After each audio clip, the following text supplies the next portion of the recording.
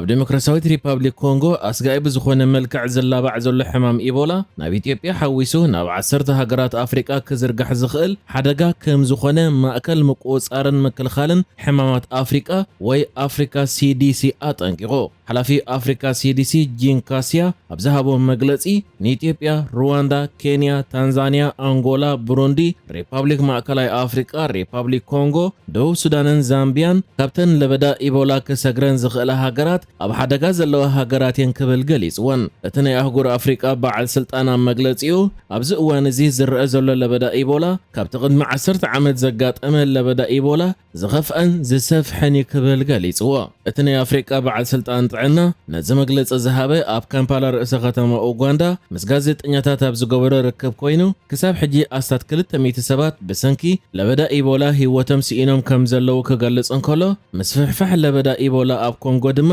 ሰፊሕ ኮይኑ ምህላው ሓቢሩ። እቲ ቫይረስ ካብ ዲሞክራሲያዊት ሪፓብሊክ ኮንጎ ወጻኢ ናብ ሃገራት እቲ ዞባ ክዝርጋሕ ከም ዝኽእል ድማ ኣጠንቂቡ ይርከብ። ውድብ ጥዕና ዓለም ኣብ ዲሞክራሲያዊት ሪፓብሊክ ኮንጎ ኣጋጢሙ ዘሎ ለበዳ ኢቦላ ደረጃ ስግኣቱ ካብ ልዑል ናብ ኣዝዩ ልዑል ይዕብይዎ ምህላው ኣፍሊጡ እዩ። ማእከል ምክልኻልን ምቁፅጻርን ሕማማት ኣፍሪቃን ውድብ ጥዕና ዓለምን ዝርግሐ እቲ ቫይረስ ንምግታእ ዝካየድ ዘሎ ወፍሪ ንምድጋፍ ልዕሊ $314 ሚልዮን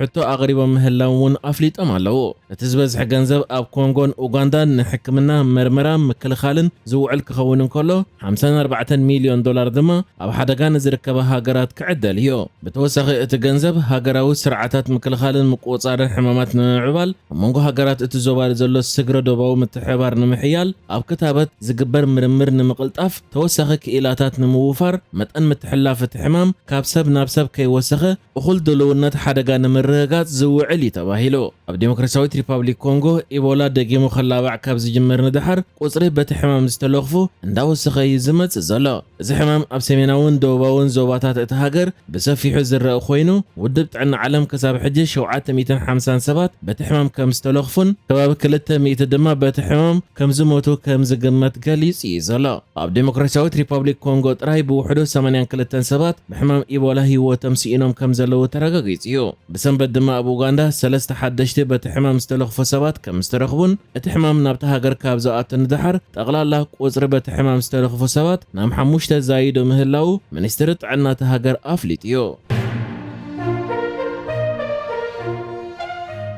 ኢራንን ኣሜሪካን መበል 35 ዓመት በዓል ጽምብል ናጽነት ኤርትራ ምኽንያት ብምግባር ወግዓዊ ናይ እንኳ ሓጎሰኩም መልእኽቲ ሰዲደን። ኣሜሪካ ኣብ ሰደደቶ መልእኽቲ ኣብዚ እዋን እዚ ኣብ መንጎ ክልቲአን ሃገራት ሓድሽ ምዕራፍ ከም ዝተጀመረ ብምግላጽ ኣብ ሓበራዊ ርግኣትን ቆጠባዊ ብልጽግናን ብሓባር ንምስራሕ ዘለዋ ድሌት ገሊጻ እያ። ጸሓፊ ጉዳያት ወጻኢ ኣሜሪካ ማርኮ ሩቢዮ ብሽም መንግስቲ ኣሜሪካ ኣብ ዘውፅኦ መግለጺ ንመንግስትን ህዝብን ኤርትራ ንመበል 35 ዓመት ጽምብል ናጽነትኩም እንኳ ሓጎሰኩም ይብል ኢሉ ኣሎ። ኣስዒቡ እውን ኣብዚ ዝምድና ኤርትራን ኣሜሪካን ዳግማይ ዝተጀመረሉ ሓድሽ ምዕራፍ ኣብ መንጎ ክልቲኦም መንግስታት ዘሎ ምትእስሳር ንምዕማቕን ኣብ ሓበራዊ ብልጽግናን ርግኣትን ብሓባር ንምስራሕን ብሃንቀውታ እጽበ ክብል ገሊጹ። ኢራን ብወገና ብመንገዲ ሚኒስትሪ ወጻኢ ጉዳያት ጌራ ኣውፂኣቶ ኣብ ዘላ መግለጺ ንህዝብን መንግስትን ኤርትራ ብምኽንያት መበል 35 በዓል ናጽነት እንኳ ሓጎሰኩም ንብል ድሕሪ ምባል ኣብ ኩሉ መዳያት ክልታዊ ዝምድና ምሕያል ናይ ክልቲአን ሃገራት ናይ ሓባር ኣጀንዳ ይከትብል እውን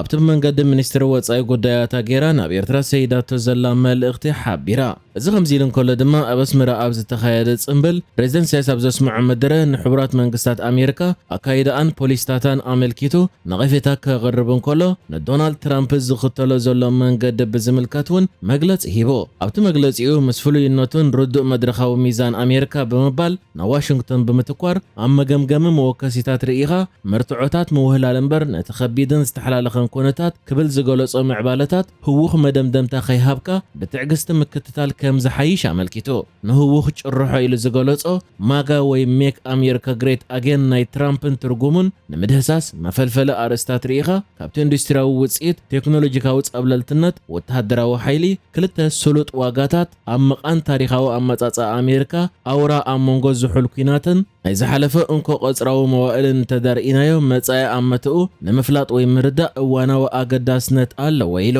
ነቲ ትራምፕ ሒዝዎ ዝመጽእ ኣሜሪካ ደጊምካ ዓባይ ምግባር ዝብል ጭርሖም ማጋ ትርጉሙ ኢንዱስትሪያዊ ውጽኢት ቴክኖሎጂካዊ ጸብለልትነት ወተሃደራዊ ሓይሊ ምርኣይ ኣገዳሲ ምዃኑ ከስምረሉን ከሎ ተኸታተልቲ ምምሕዳራት ኣሜሪካ ኣብ መዳይ ቆጠባ ዝተኸተልዎ ፖሊሲ እውን ጠቒሱ ባህርያዊ ጸጋታት ኢንዱስትሪያዊነትን ድላበ ሃብትን ኣባኻኒ ባጀታዊ ዝርግሕን ዘወሃለሎ ገዚፍ ዕዳታት ከልዕል ተሰሚዑ بسوسع قنئه عبل الجبت أقاطعميتات تاريخ بزفتقرالهم عدل زتخطلوه قوطباون مالاون هايمانوتاوي عبللا مزميزم كمناتنا حنقولن مهازنتن يلن كالوتكو قد حط رايم زخؤل زعينتو أقول بلححيزم بمبال حسر قلبتن صعرن أهلا خدنتن كالوت كمزمزو دحرز حلقينات زعبلل سنة حساب ساقم زبولو زسعبو استراتيكاو قوطباو كونتات ونزر زيرو عمي زتقوسكو زغالب زنبر عدا 30 تريليون دولار واشنطن لومي نبر 4 تريليون يعرق مهلاوك قليل مسكرنتي بمبالون بزعبا عدا أمريكا كزارب استسمع خوينو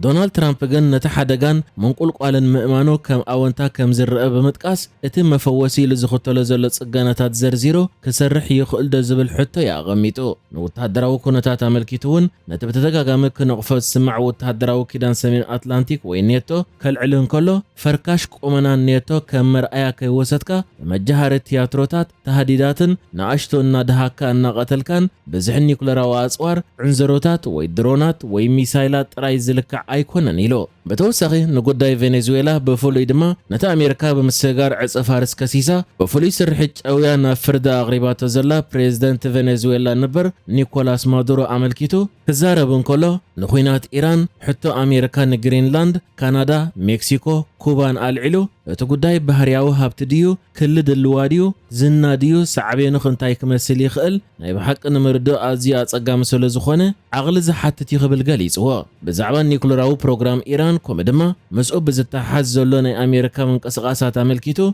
نيكولراو بروجرام ايران افلما سبعات اب زمن الشاه زجمره يدحر مبال بناي من دغفن متبعن ناتو ملسلو بحفشو حتى وانت نيكولراو اصوار من يزفقد بيناي حقاو مسل كبل اتزعبا ناي عمص مخانو اميتو مزنا يزخلغن ترامب نبينو كنقف ايغباني زبل سياس اتم ابراتون نرأي زساسي زلو خيلكا محتات ونالو نترامب خط ابسون كغاغيون هردق زبلو كم زلوون كرسع يبلن يلو يكون برسياس بالزعباتي ابز اوان امونغ ايرتران امريكان يمحيش على زبهال دبلوماسياو زمدنا ملكيتو زخونه مغلص ايهابن بحفشقا ابز مدرؤون بوليس امريكا كنقف استسمعوا خوينو اب غدايات افريقيا دما حدنات افريقيا معرت اوان زحتو تلخو انت زيديبو تزامدنت ايكهلون يكبلن كله نزبيتاو غدايات بزملكت دما ناي عام مدرؤ بمطقاس كاب قطبا عنغالو زغلاغلنا افراينتنا زحيلن مهرتنا بزلاقنا زخعبتن نابلص مسرح لبا كبرن مسنعن اندسترياونتن بلص اغلغلوتاتن زسغاغر كخون